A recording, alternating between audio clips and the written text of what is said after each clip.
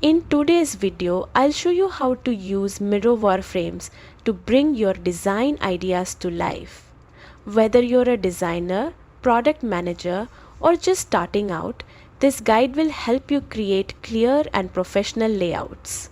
Don't forget to like and subscribe before we start. First, open your Miro workspace and make sure the wireframe tools are easy to access. To do this, go to the three-dot menu at the bottom of your toolbar and select More Apps.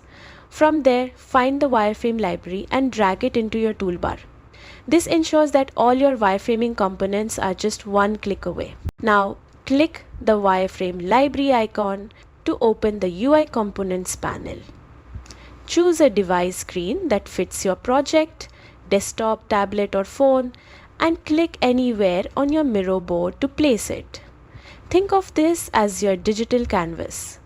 Everything you add inside this frame will move together, keeping your layout consistent. Next, it's time to design. Drag UI elements like buttons, checkboxes, or menus into your device frame. Double-click any element to edit text, resize it, or adjust its states. If you want to enhance your wireframe further, open the Icons tab to explore libraries such as Icon Finder, where you can add icons that suit your design.